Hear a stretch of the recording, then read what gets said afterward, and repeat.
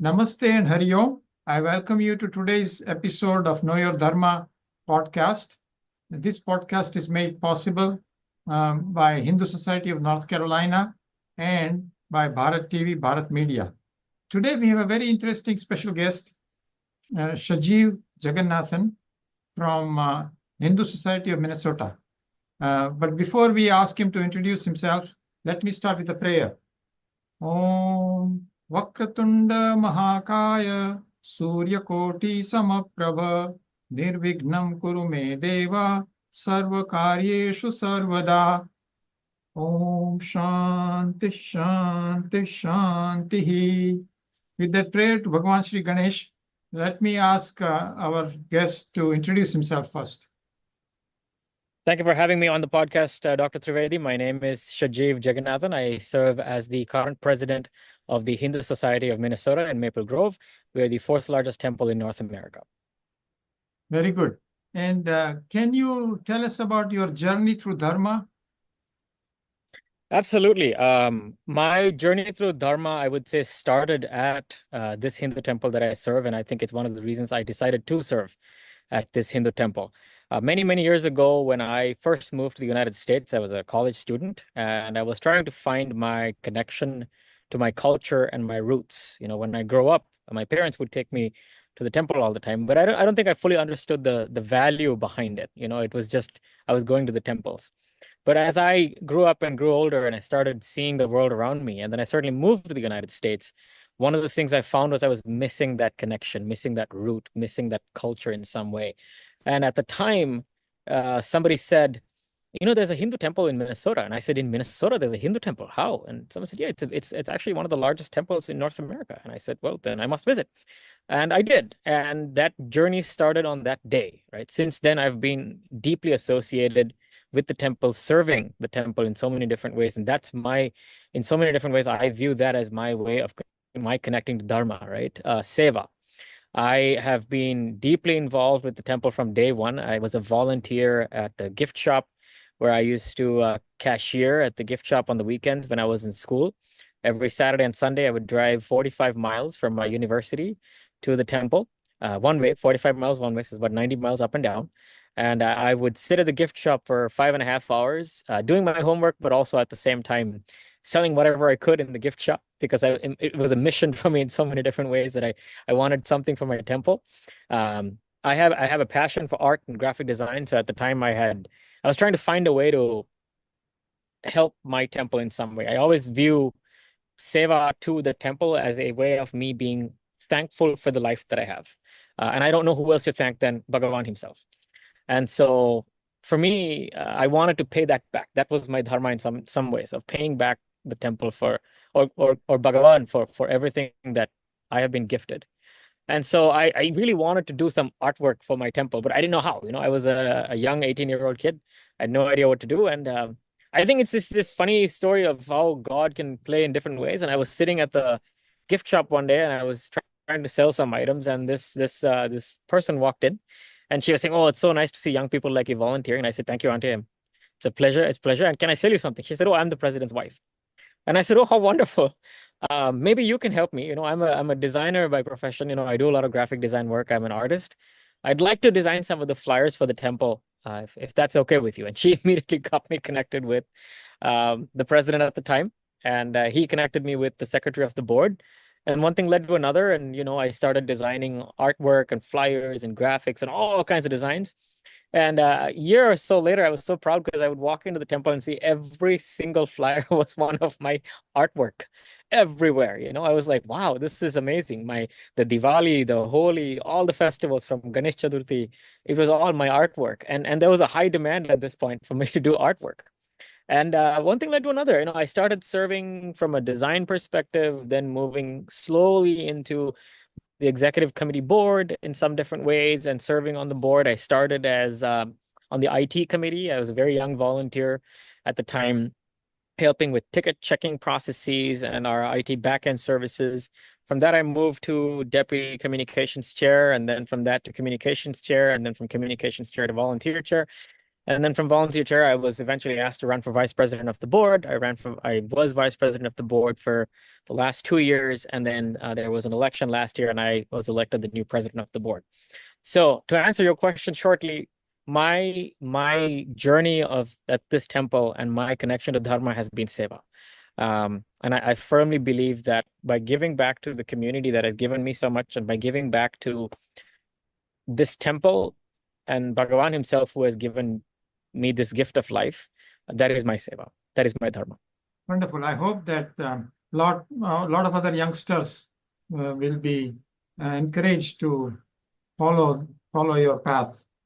We would love to see more young people involved in our temple also. And yeah, I noticed that therefore you came as an undergraduate to the United States. Is that correct? That is correct. I came here from my undergraduate studies in aeronautical sciences. I have my bachelor's degree in aeronautical sciences. I have my master's in computer science. Very good. Very good. All at University of Minnesota? St. Cloud State University. St. Cloud. Yeah, okay. Very good. Very good. And now, I have been very impressed by whatever I've heard about the youth programs that you have at your temple. So can you elaborate more on those youth programs that you have? I understand there is more than one. There are several avenues, as we discussed at the HMEC conference, which was a pleasure meeting you and talking to you there, Dr. Trivedi. So I can talk about the youth programs in sort of three buckets, right? So I'll talk about them from the empowerment standpoint, from our internship program standpoint, and from a youth program standpoint, because there are three different buckets, right? So I'll start first with the empowerment standpoint. So one of the things that I started doing after I was vice president and then now president of the board is to find ways by which I can empower the youth to have a bigger say, or as we call it, skin in the game, right? They want to feel connected to the temple, and they want to feel that the actions they take have direct impact to the devotees we serve. Now, if I just take our temple as a sample size, right? We have 60,000 devotees of Hindu origin in the state of Minnesota that we serve day in, day out.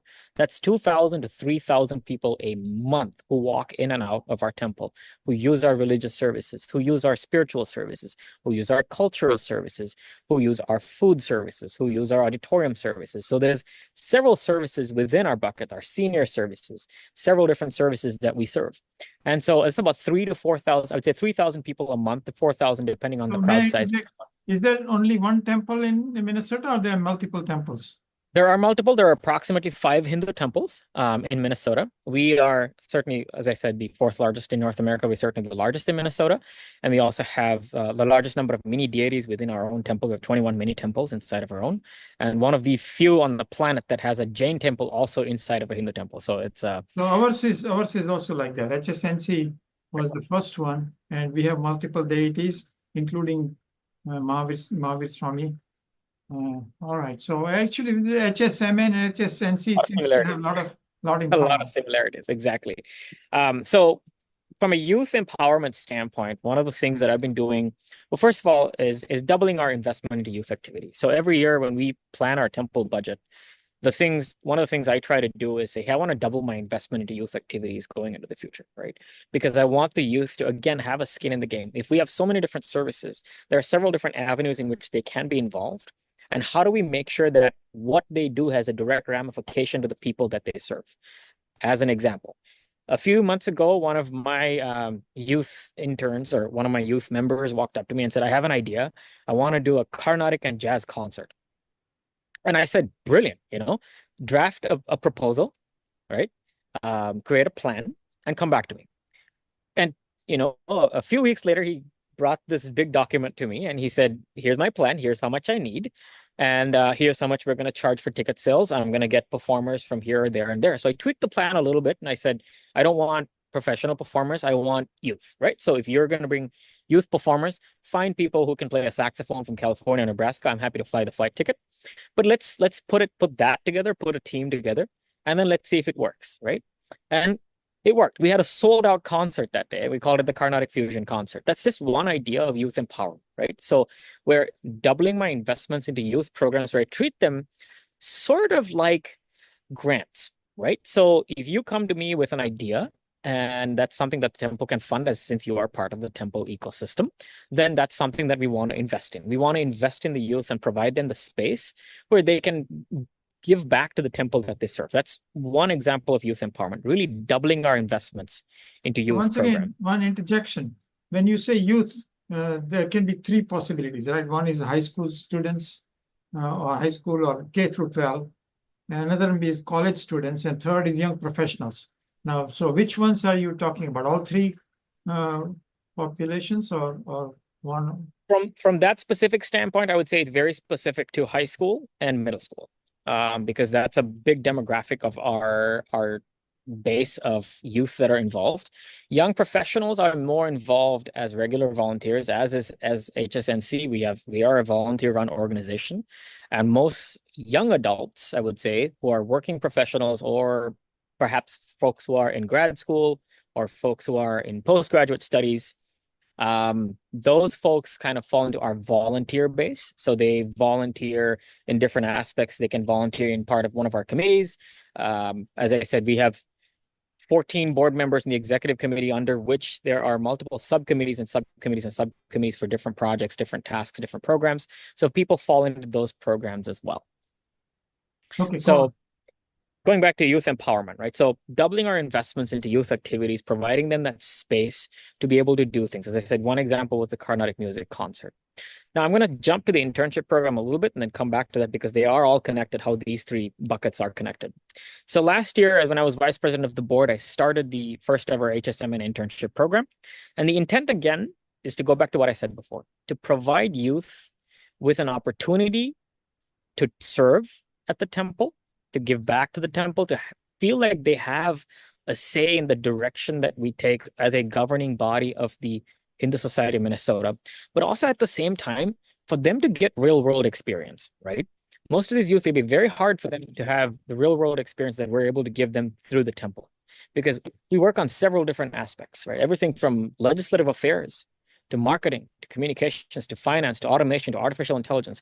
We have facets in all these different areas that we are investing in. And youth get firsthand experience from building a server stack, to building our security infrastructure, to learning how to network cabling, right? All these things they're learning firsthand with industry experts. Because if you take our board members, every single one of them is an industry SME, and now they're serving in our temple. So it's a very rare opportunity for a 15-year-old or a 14-year-old or a 16-year-old to have a seat at the table with the CEO of a company, or have a seat at the table with a professor of economics who teaches at the U of M, but volunteers his or her time in our temple. It's very rare that you would find that, but somehow we provide that space, and kids are identifying that this is a great avenue for them to build their character, build their even career, build their next steps, right, at the network. So I started the internship program last year with the intent of providing them with a formal, structured program where it's not just volunteering, but you have to put in your 20 hours a week. You have a supervisor who you work with. You have a role. You have a task. You have a set of tasks you complete. And at the end of the program, you have certain things that happen. You have an internship orientation. So I created a formal internship program. Actually, created the program based off of Southwest Airlines internship program. Used that as my basis point to build our internship program, which is known to be one of the finest internship programs. So one small point is that the kids then need transportation, right? The parents, or some of them are capable of driving, right? The older ones, but transportation will be needed. So parental support is needed, number one. And number two, this could help them with the college applications, volunteering, right? So go on, I'm sorry. Exactly, Dr. Trivedi. So I'll answer the first point you made about transportation. The nature of our internship program is such that some of them are hybrid, some of them are fully remote, some of them are on-site. So depending on the level that the kid is in. So for example, if they're 16, they have a car, or they can borrow their sibling's car or their parents' car and drive, then they kind of fall into that bucket of on-site, right? Some interns are remote. We have interns from the University of Madison. We have interns from other parts of the country who intern at our program and are fully remote. So depending on the position they're in, the transport is something we negotiate with them. We do require them to certainly be here for their orientation in person. And the next point I think you made about networking. Yes, it certainly is the basis point for them to be able to network and build a big professional network. And suddenly I start seeing some of my interns on their LinkedIn profile posting Hindu Society of Minnesota, social media manager or something. And I'm very proud to see that, to see that our interns are doing that. So I started our internship program last year. I started with one. We have 43 interns now, and we get about 3 to 4 applicants a day applying for our internship program at this point because we have such a large amount of work and also a large amount of candidates that are applying. A vast amount of them from middle school and another large amount from high school. And we also have certainly students from college applying for our internship programs, but depending on which they're applying for, right? So we have a structured internship steering committee that handles the first pre-screening interview, and they can go on our website. There's a very formal internship roster page where you can see all the current openings. You can see the requirements, the 20 hours a week requirement, the transport requirements. They're all listed, detailed information's out there. You can apply online. Once you apply, the first step is it goes through a pre-screening interview process. There's a steering committee that will view your preferred. So you pick your preferred internship. So for example, people will say my first preference is I want to work in the IT program. My second preference is I want to have a project management emphasis. Or my third preference is I want to be part of the AI ML program. Right. So they'll pick whichever they want to apply for in that sort of preference. And then once it comes to steering committee, we'll review their resume. The steering committee will figure out where this person fits better based on the current needs. And then we'll have a formal sort of pre-screener interview with the candidate, have a question answer, tell them a little bit more about it, have them ask us a bunch of questions. And once that's done, then the applicant will be moved to the hiring manager. So the hiring manager is usually going to be one of my 14 board members where the intern would fit. So if the intern's applying within my IT team, then it falls under the IT chair. So then the hiring manager is the IT chair who will interview the intern, figure out if he or she's a good fit or not. If not, then they pass on it. Or if the intern's applying for, say, event planning internships. So that would fall under my cultural committee. My cultural chair will be the one who is the hiring manager to interview and also be the supervisor.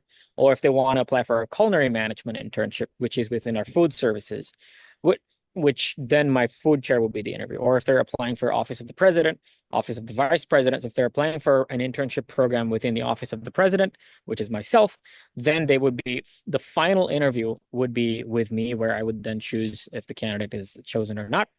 Once it's done, they get a formal offer letter, which they can then use for their PVSA hours, because we are a PVSA certified organization.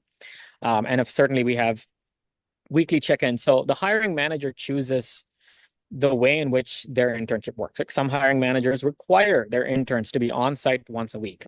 Some hiring managers will not require them to be on site. They'll say, I'm okay, you can be remote 100% of the time, but I need you to come in, say, once every 3 months so we can have a touch base, or we can go out for a coffee or something along those lines. So I kind of leave that decision of the structure of that to the hiring managers to choose what works best for them. Because we have, again, 14 board members under the executive committee. We have another 12 board members under my trustee executive council. So interns can fit into any one of these buckets. And on top of that, I created what's called strategic initiatives. So strategic initiatives are where they don't fit into any one of the 14 board members, but they are brought in for a very strategic program. So for example, we have a sustainability program that I launched as soon as I became president, with the intent of working with the Federal Department of Energy to raise funds to build out our EV infrastructure so that we can have EV chargers at our temple, funded certainly by the Department of Energy, which they do for several nonprofit organizations. And also 30% to 40% of our power sources are solar powered at our temple. And so I created a sustainability initiative program and hired interns who want to be project managers or program managers into that program to lead some of our initiatives within the sustainability space, to study our operations, to study our religious services, study our cultural services, study our day-to-day operations, and make recommendations on how we can be more carbon neutral as a temple in the future.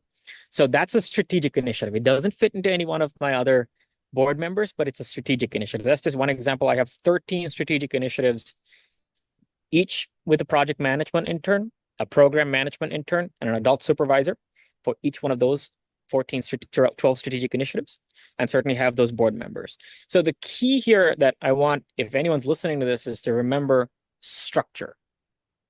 You have to create structure, titles, and real tasks. If you don't have that, then the internship program is doomed to fail. And the reason I say that is because we learned the hard way, right? I started with one intern, I have 43. Along the way, I made several mistakes that I learned what works and what doesn't work. Having structure is key. Having real titles is key. Just saying a volunteer intern doesn't work.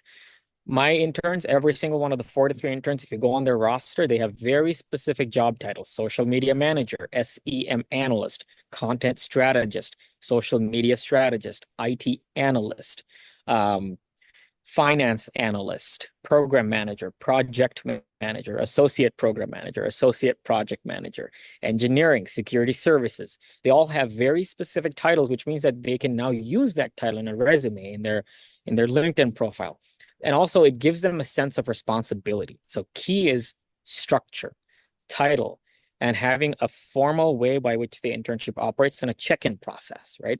All of that is important to make sure that you're also grooming these kids for their future, and where they will end up after this. Most of them are in high school or middle school. So this is a very important life experience that they gain. And that's, I think, one of the reasons we've had a lot of success with our internship program is the structure and the format of it.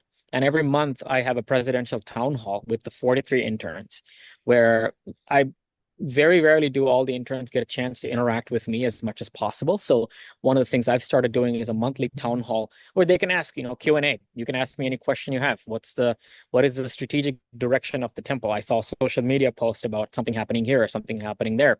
As the president, we would like to hear from you what your sense of thought is, or if we invested our money in something. And some of these questions that these interns throw at me are extremely, extremely difficult sometimes, and it's good because they're asking the tough questions from their leaders. Questions are on the lines of some technical questions sometimes. We recently updated our entire auditorium OLED display to a 75-inch OLED display from our old projection system. And some of the interns are asking me, why did you go with an OLED and not go with a projection system? Or what's the logical reason behind not using laser and using behind this and why that? So, sometimes you got to answer these tough questions. They'll ask questions about finance. They'll ask questions about strategic direction. And some of them ask me Dharmic questions too. Where do you stand on this and where do you stand on that? And again, being the fourth largest temple, I think one of the things is that a stance that we take matters. And so sometimes when an incident happens somewhere in the United States or around the world, some of my interns will ask me, well, what is your comment on this? What is your comment on that? How do you feel about this? What is the temple stance on this social issue? So it's great. In my opinion, they're asking the tough questions from their leaders, which means they're holding me accountable. My interns are holding me accountable, and I love that, right? I think that again goes back to what I said earlier, youth empowerment. They're empowered to ask their leaders the right questions. And I also give them a lot of opportunities by asking me those questions. Sometimes they'll ask me, you had a meeting with state officials this week, or you were at the governor's mansion, or you were at the state capitol. What did you talk about? And I'll say, well, the next time, if you want, I'll take you with me. Right. Give them that opportunity. And I've done that several times where I take them with me. So internship program, going back to it, structure, format, layout, and have real job tasks and roles. When one of my committee chairs requests for an intern, the first question we ask is, do you have 20 hours worth of work? If you don't, then it's not an intern, then it's a volunteer, right? There's a clear line in the sand. Do you have 20 hours a week of work for this intern? Yes, I'm building a Power BI dashboard.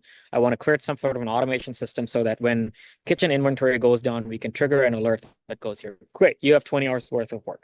What is the exact roles, responsibilities? Draft it, send it, then the internship steering committee will create a formal opening. So we've created that structure so that it's a valuable experience for interns, right? So that's the internship program. And the next thing I want to talk about from the youth standpoint is youth development, as I said before. So we as a temple, as I said, we've doubled our investment in youth activity. So this year we launched our first ever HSM and athletics program for youth, and we had our first ever badminton tournament for youth. And it was an enormous success because what brings youth more together than the camaraderie behind sports, right? And so we created the HSM and athletics program. The program was entirely run start to end by an 18-year-old. So which sport do you pick? Cricket would be another one, right? Or... So we went with the easiest one we could start, right? Cricket is a bigger sport, larger number of teams, more complexities.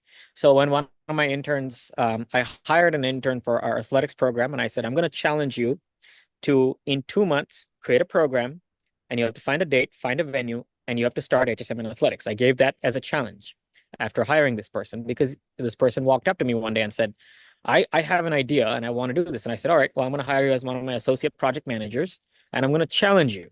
In 2 months, you have to create the program. I'll fund it. You have to create the program. It didn't take him 2 months. It took him 2.5 weeks. He came back to me with a project proposal. He said, here's my thoughts, right? We can go with pickleball, we can go with tennis, we can go with chess, we can go with badminton, but badminton's going to be a lot easier. We can book some courts. There's a lot of kids who are interested in badminton. And then we start with that, and then we can scale up to bigger sports like soccer or cricket, right? And so I said, hey, I'm going to trust your judgment on that. I think that makes perfect sense. Go ahead and open up registrations, create the whole strategy around how people win, what's the strategy going to be like, entirely run by youth. And it got to a point where we actually had to close registrations because we're sold out. In terms of, because we had limited number of badminton courts and number of equipment. So I didn't anticipate. You did use your own. You rented somebody else's courts. Exactly. We needed 18 courts, and so we needed the space because of the sheer number of people registering to participate. So that's just one example of empowering our youth. And that program was run entirely by my youth. And then on top of that, another program we launched was once called Visionary Voices. So it's the concept behind what TED Talks is. What voices? What voices? Visionary Voices. Visionary Voices. So the concept is very similar to TED Talks, right? So what we did is I hired another associate project management intern and said, I'm going to hand you this project. It's called, high level, we're calling it TED Talks. Come up with your own name. And I want you to start with a panel series where we bring leaders to our temple and have panel talks about interesting topics. I want it to be exciting that people want to attend. So I said, let's start the first topic on AI, right? Get some AI experts who are in the field. Certainly reach out to directors of companies who are leading AI, or folks who are in the academic space who are working on AI, or the humane use of AI. Let's bring them all together and have a debate or a panel conversation. And it will be fascinating for kids to listen to it and scale that program, right? We start with something in person, then we can scale it to something online, but I want to start with something like that. And it's in the works as we speak, and hoping to get our first AI panel going within the next month or so. We've sort of narrowed down our list of panelists, and the format, again, entirely run by a 19-year-old. Similarly, we've had several other programs like HSM in Athletics, our Visionary Voices program.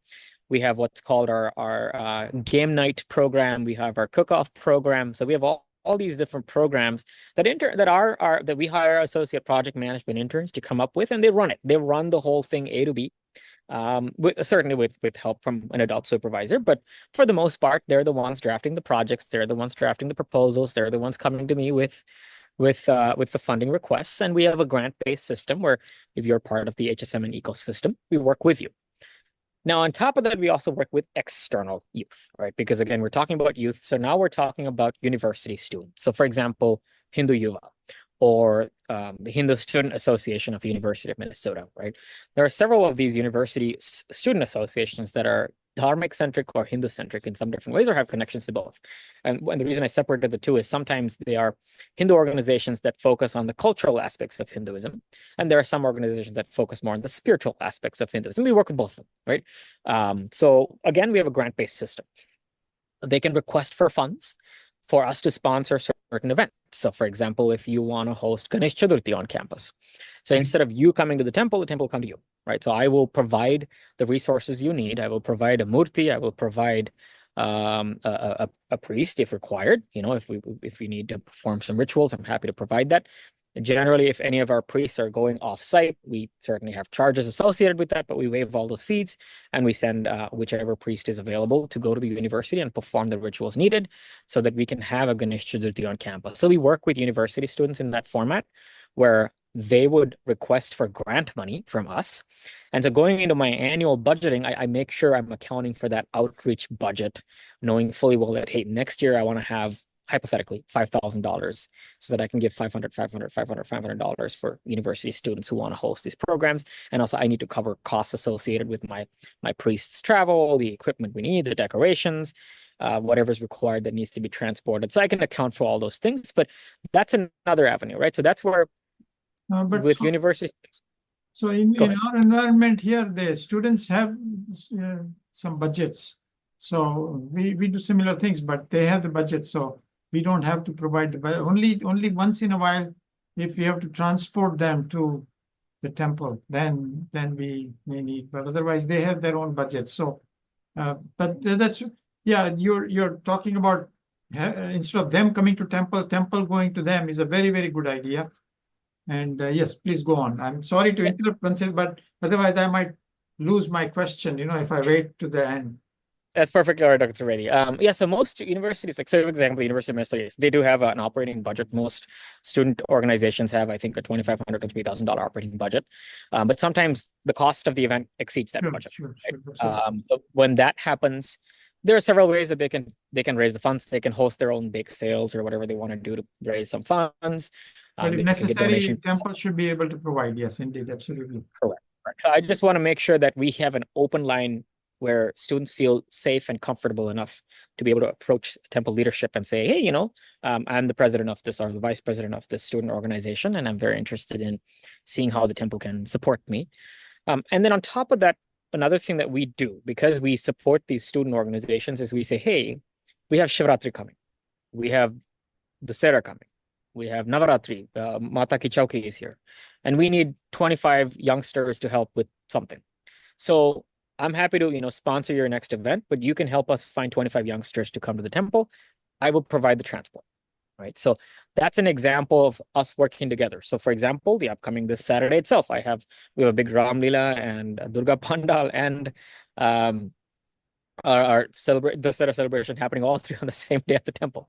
So when that's happening, I need 25 to 30 volunteers from everything to handle with parking to check-in to guest relations to all these different things, right? So when that happens, we put out a feeler request, and sometimes we don't even request, they actually tell us. They say, hey, this Saturday we noticed that the temple has this event going. We have 25 volunteers if you need it. Like, great, I'm happy to see the youth involved that way.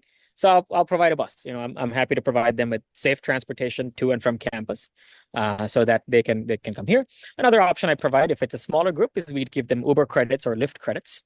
So they can hire an Uber XL or Lyft XL, and when they come here, we just sort of reimburse them or we pay for it. So we do either one. We get very creative from a transport standpoint, because that certainly has been one of the things that has come up. So working with external entities is another avenue of youth empowerment. So really empowering our youth by investing in them, providing them with that space to grow, doing our internship program, which I think is incredible to see the things that our interns are doing at every town hall. And I wish I had the opportunity to meet with every single one of these guys and look at what they're working on, but I'm spaced out so much. And so every town hall, they give a 15-minute, the steering committee will pick 15-minute presentations from one intern or two interns and say, you're going to present this to the president this week. And sometimes they present the incredible things they're doing for our temple. And I'm surprised, but also humbled and happy to see that these kids find hope in what they do here. And I'm hopeful and very happy about the bright future that they have for our temple. Because every month when I get a 15-minute presentation from a new intern doing something new, it just blows my mind that they thought of this. They'll say, I saw this as a problem, and so here I built this solution, or I'm doing this, I'm working on that, I'm working on this, so give me a 15-minute presentation. To me, that's the reward, right? It's to see that these kids do that. And as I said at HMEC, and I'm going to say that again, the biggest reward that we as temple leaders can get when we're investing in our youth is when they say, my temple, not the temple, right? My mandir. That's the thing, right? To me, if I walk in and now, when I talk to my interns, they say, yeah, so I'm working on this with my mandir. I'm like, yeah, thanks. I like to hear you say my mandir, right? And they own it. This is my temple. They own it. So if something happens to my temple, they have a say to it. If there's a certain ownership of the fact that, hey, I did this and now I own this. So if, for example, my security initiatives program manager, project manager, she attends these meetings with the FBI. She attends these meetings with the Bureau of Criminal Apprehension. And I'll certainly talk about that a little bit later, but she owns it. This is me. I'm safeguarding my temple and I'm safeguarding my congregation, and I'm going to take this up as an effort. So they find that ownership in our temple. That's the biggest reward. the biggest reward is seeing them say, "My mandir," and to me, that's it. That means we've done it. We've done it. And then certainly the last aspect, as I said, just is our work with external entities where they're not part of the temple ecosystem, but they are part of the university ecosystem. So we work with them to sponsor and fund their events. Wonderful. You have so many different good ideas that are put into practice, and of course, best thing to will be to clone you and provide you in every mandir. But short of that, perhaps by this podcast and later, if you have a talk by you in the KYD series, maybe even if one mandir is able to follow these, it'll be worth it, I think. Then, Shajive, we wanted to talk about the safety and security aspects that you have worked on at your mandir, right? Please go on with that. Absolutely, Dr. Trivedi. I think that's a critical aspect of any temple and any leader at any temple, right? So one of the things that you always think about as a leader of a faith-based organization, a religious organization, is safety and security, right? And I use them in two different terms because safety and security are two somewhat different things. Safety is making sure you have fire extinguishers in the right place, making sure you have defibrillators in the right place, making sure you have an exit strategy, you have a tornado shelter, you have all these different safety mechanisms in place. Right? And then the security aspect of it, which is how do we secure our temple? We live in interesting times, and generally speaking, everything from burglaries to vandalism, these are all happening things to our temples, and not just Hindu temples at this point. They're happening to Buddhist temples as well. They're happening around the country. Synagogues are no different, right? They're happening around the country. And so as a leader, one of the questions that I always ask other leaders is, what do you think about when it comes to your safety and security? Because it is paramount. In fact, we take it so seriously that last year we passed a bylaws amendment to our constitution to add a security chair to our team of trustee within the trustee executive council, so that we have that strategic vision for the next 5, 10, 15 years to think about safety and security. We've certainly have been the victim of 2 burglary incidents. Over $100,000 worth of items were stolen, and so we've certainly been victims of that, and that has certainly taught us some lessons, which I am now doing my best to try to teach other temples how to be proactive, how to communicate with each other, and create that line of network so that we can talk to each other and be proactive, especially even within our own space. So safety and security is something that I'm very paramount and very, very passionate about, because in my opinion, if you don't see our devotees, if you go to any temple, they like to come, they like to pray, it's about having that safe space to come and pray, and be part of a community, to laugh, to be part of a community. But if the sanctity of that space is violated, if there is no safety there, then it's almost like a dark shadow a dark cloud over your head, and you're not sure what's going to happen. So for me, that's very important that we have a good level of safety and security. Just as an example, we had our big 18th anniversary celebration, which we call Char Dham, which is basically bringing the Char Dham pilgrimage from India to Minnesota over 4 days. So you can experience how all 4 rituals happen in India, but here. And we actually sent our chief priest to India to go to all 4 dhams for 2 weeks, learn, research, come back, and then we will build it out so it looks just like you're in Rameswaram or Dwaraka or Puri, right? And we did it in Badrinath, right? We did all 4 of those. A tremendous amount of work, and my volunteers did it. Record-breaking crowd, right? Everyone felt like it was a divine experience. Now here's the kicker. 1 week before that, our temple was burglarized. 1 week before our big 18th anniversary celebration that we invested so much time and money into. So if your temple is burglarized 1 week before your biggest flagship event of the year, how does that impact the crowd? How does that impact crowd size? How does that impact people's safety and security, right? So my team and I, we took a very proactive approach at that point, and a very serious approach at that point. And I'm really grateful to my security chair for really stepping up in terms of how we approach safety and security, from creating a centralized command center. And some of our law enforcement partners said they'd never even heard of temples doing some of the things that we did. from creating centralized command centers. So we called what's called our Anjaneya squad, which is a squad of volunteers who are constantly monitoring for suspicious behaviors and reporting it to 911. We added flag sensors, we added plate scanners, we added 360 cameras around the temple that's constantly tracking movement and behavior around the parking lot. We went to a whole nother level in terms of security and making sure that everybody who came to our Char Dham event felt safe and felt secure. Remember, 1 week before that Sunday, we had over $70,000 worth of items stolen 1 week before our big Char Dham event. Now, I also have the situation of my priests, 7 of them, who are afraid to be at the temple because they've just been traumatized by this incident. And now they have to somehow make it through our big flagship annual event. So certainly them and their families were affected by this. So how do I, as a leader, handle that situation? Make sure that my priests feel safe. So safety and security, that's why I said, we really need to talk about safety and security and what we've done, right? So one thing that I would like to do, certainly for folks listening into your podcast, is to make sure you understand that we are hoping to create, or have at least created, a templated program that you as temples can follow. My idea is to be able to templatize it so you can execute it and run with it. So whether you're HSNC or whether you're another temple in New York, or whether you're the Flushing Ganesha temple or the Durga temple in Rochester or in Kentucky or wherever you are, the protocols are the same, right? Safety and security is the same. So we've created this mechanism, which I think is the gold standard because we work very closely with the Department of Homeland Security. We work very closely with the Bureau of Criminal Apprehension, the Minnesota division of it, which is also a national division.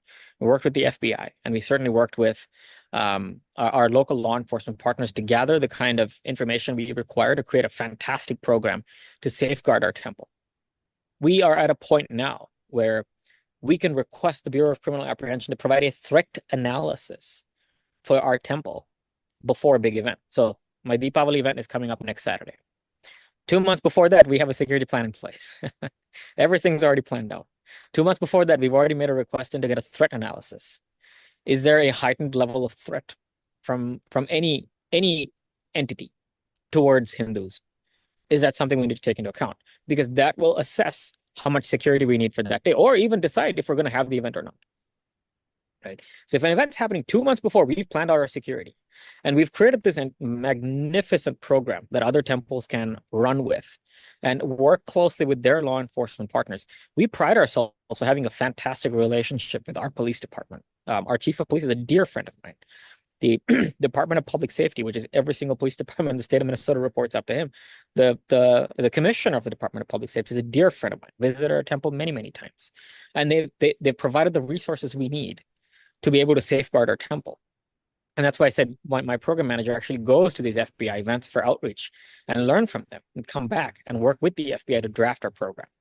So I want to be able to, for folks listening to your podcast, to make sure they understand, you can reach out, certainly, and we're more than happy to work with you and set up workshops for you to learn how you can safeguard your temple. So everything from passive security to proactive security to reactive security. So passive is, your door locks, your cameras, your motion sensors. Those are more passive, the hardware you install to thwart something from happening, right? Then you've got your reactive security measures.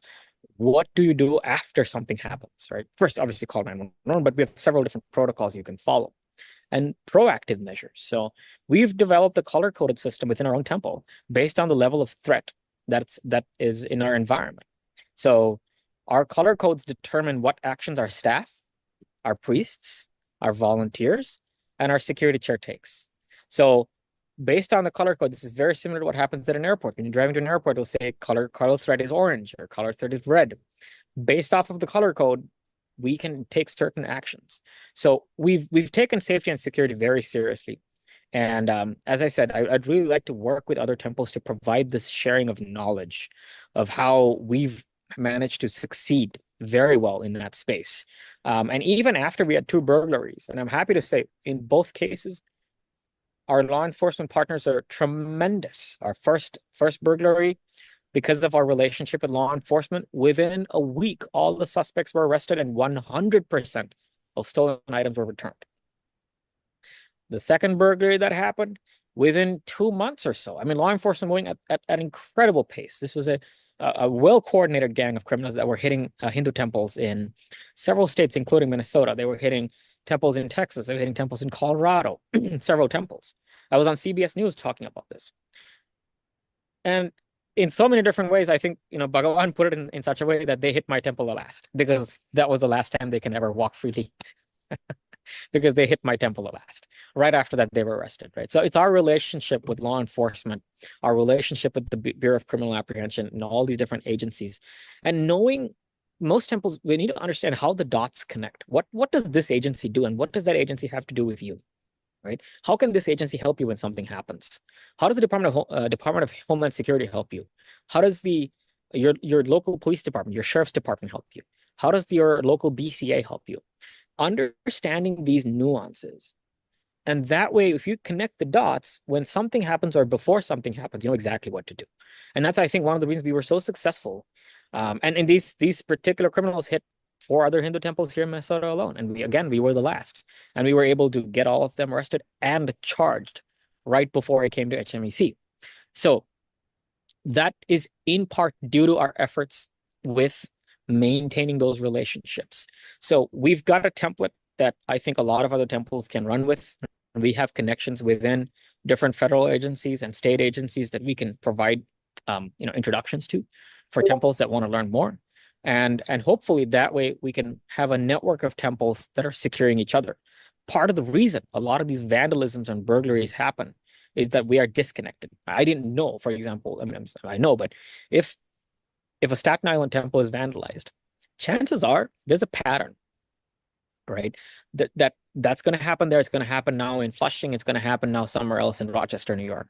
The same way, if something's happening here in Minnesota, if it's happening in any one of the temples, chances are it's going to continue to happen. So if we don't have an open line of connection between the leaders or the security teams, we can't be proactive. So now at this point, certainly we've created our template, but now my bigger effort, certainly my team is doing, is to help create a network of temples that talk to each other about security. So that if something happens, it's not a WhatsApp group or something like that. We're trying to mimic, certainly. I think the Jewish community has done a fantastic job of creating a fantastic network to communicate across synagogues. And we certainly work with the JRCC about that. And I've spoken to the executive director of the JRCC within the Jewish community about learning from them what they do and how we can implement that from a Hindu temple standpoint. So I'd be very happy to work with any temple that wants to learn more about that. I'm making my team available for that. So actually, what we can possibly do is have a broadcast that is taken by many temples, right? So that you don't have to repeat this many times. And from what you have been describing, it should be more than one, and we can separate out, because what you're covering is a huge ground. Youth programs is one, and within that there are subtopics. But let's say youth program is one workshop or an event or a talk or lecture. Second would be the safety and security. Two very important but different things. You cannot overload one particular event with these 2 topics, I think. And then, of course, the advocacy is the third one, right?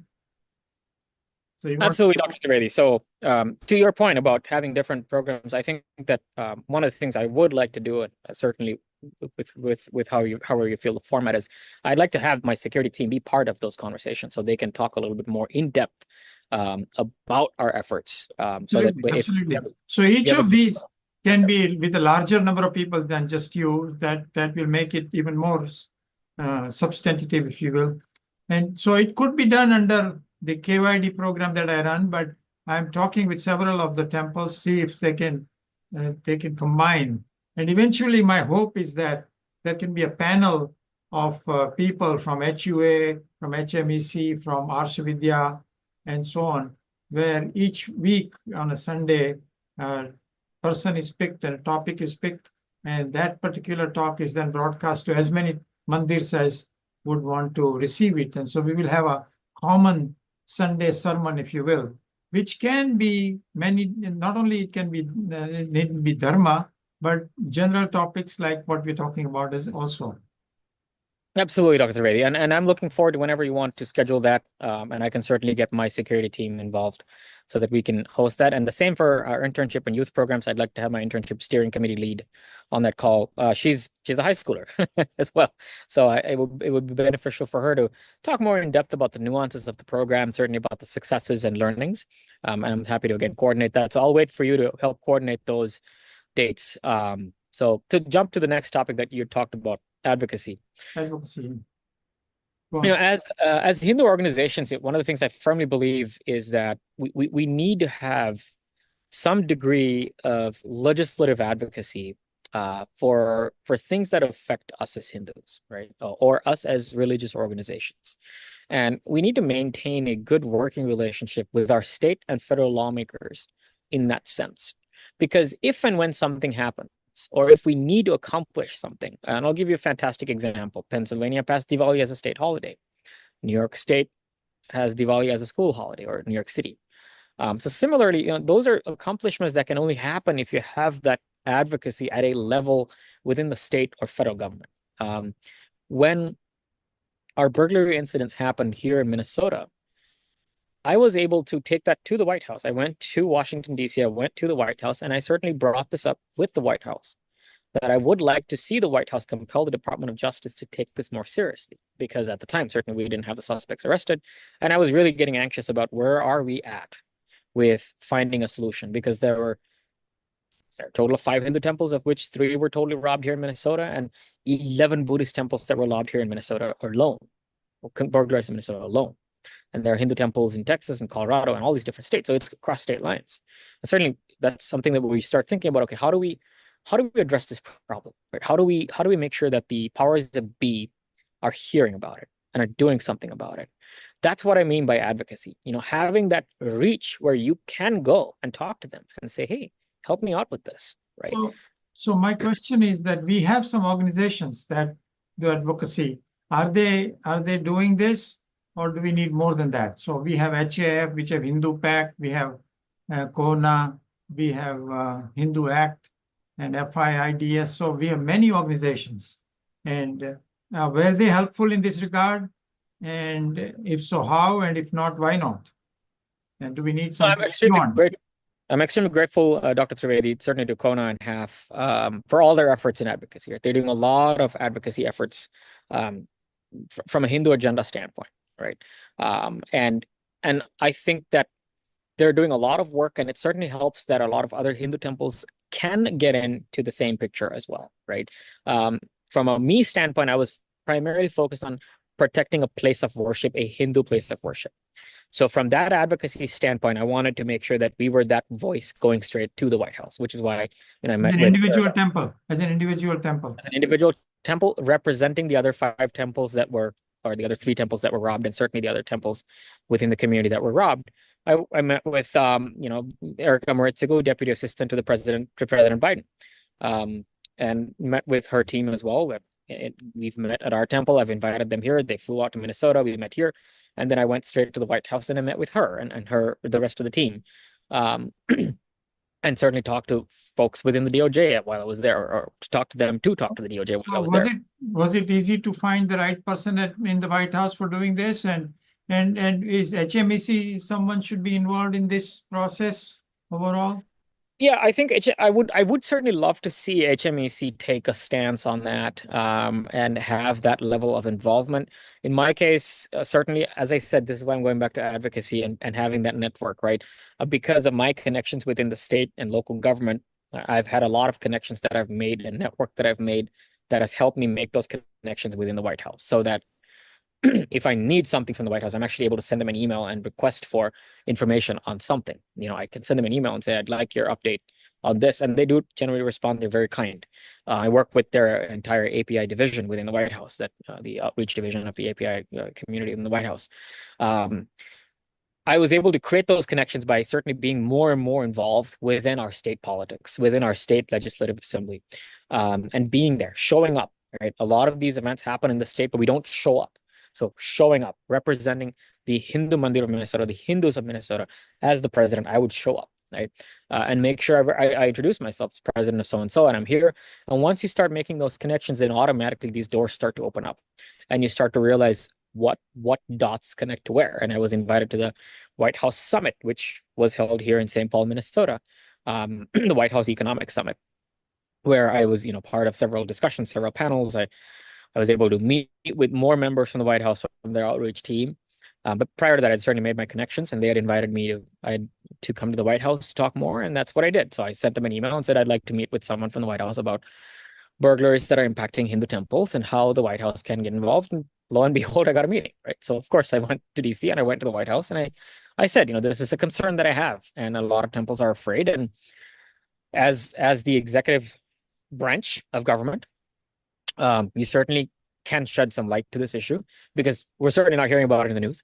But you can shed some light to this issue, and hopefully it will bring about the change we need, and be able to compel the Department of Justice, or compel other agencies to take this up.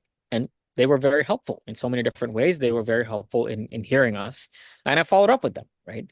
And that's advocacy, right? Having that level of influence and advocacy where you can talk to these folks and get the assistance you need. Well, certainly Kona and HAF are advancing that advocacy agenda. I'm extremely grateful for all the work that they are doing and moving us forward. This is something that I felt was very important, because places of worship, as I've always said, it's not okay to burglarize or vandalize a place of worship. It's not okay. And I talked about this at CBS News, and next week I'll be on NPR talking about this particular issue as well. It's not okay. And for the most part, and you and I talked about this in North Carolina, a place of worship is a sitting duck, right? Because usually we're located somewhere out. HSNC is, I think, the rare example that's not, right?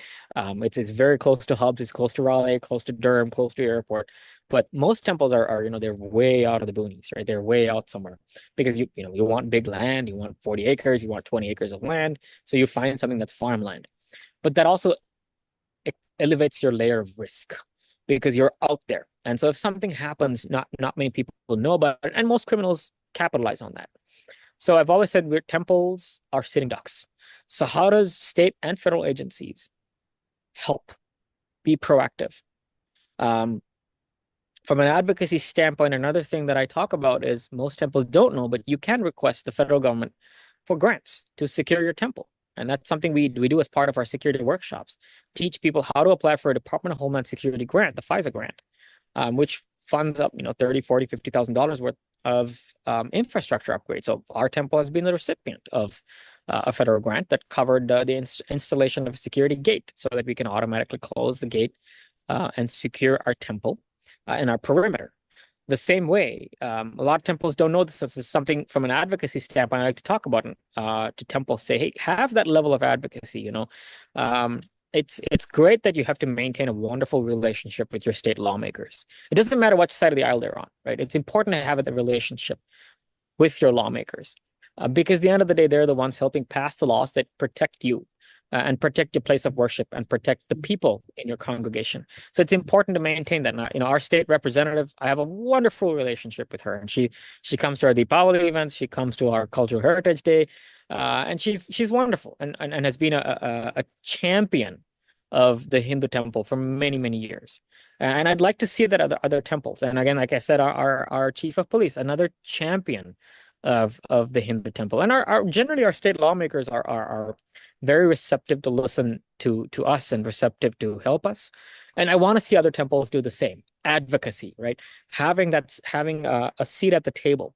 Because when committee hearings happens at the state capital of whichever state you're in, generally there is no Hindu representation in those hearings, because we don't go out there, right? But it's important that we go and have representation at that table, because when there's a committee hearing, I'll give you an example. If a state is in the middle of passing some act that affects religious freedom or affects how a nonprofit temple can operate, you have to have a seat at that table, because your voice matters. You need to be able to say, well, lawmakers, here's our stance on this issue, and we either agree or disagree, right? But here's where we stand on this. So having that level of advocacy is critical, because then people understand that you're here Traditionally, we're extremely reclusive in the sense that we don't want to be out there. We're trying to stick with our circle and stay in there. But I'm a firm believer that we have to be more involved with advocacy. And I'm very proud of the work that Kona and HAF do. I think they're fantastic at what they've accomplished so far. But I also think that we can, as Hindu mandirs around the country, move the needle forward in terms of advocacy so that we have that seat at the table. In the state of Minnesota, when the Religious Freedom Act was passed, we had a seat at the table. We did state our stance and our opinion on that particular act.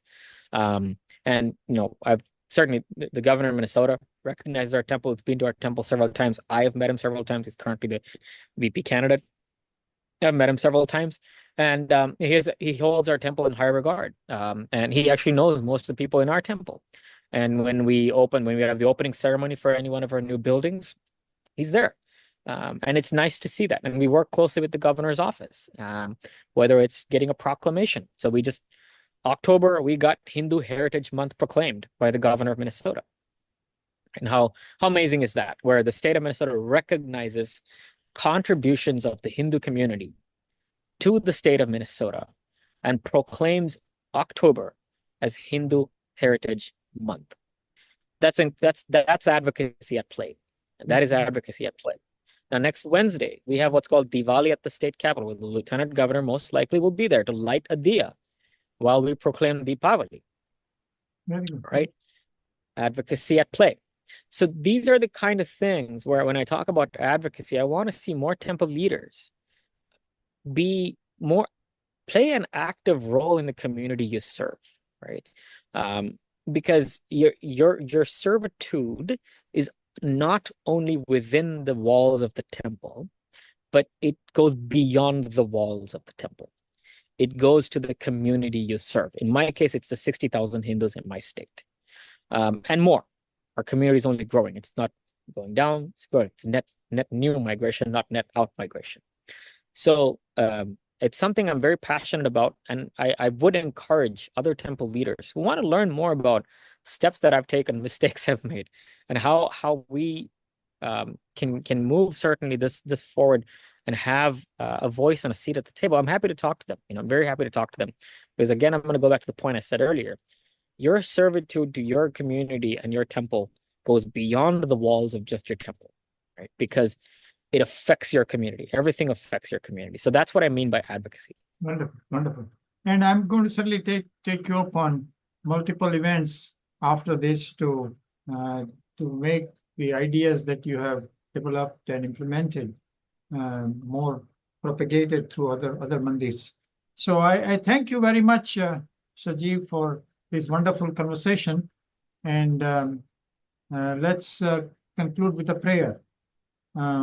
Om Sarve Bhavantu Sukhinaha, Sarve Santu Niramayaha, Sarve Bhadrani Pashyantu, Ma Kaschid Dukkha Bhag Bhave. Om Shanti Shanti Shanti. Hari Om. Thank you once again. Namaste and Hari Om. Namaste, Hari Om, Dr. Trivedi. Thank you for the opportunity.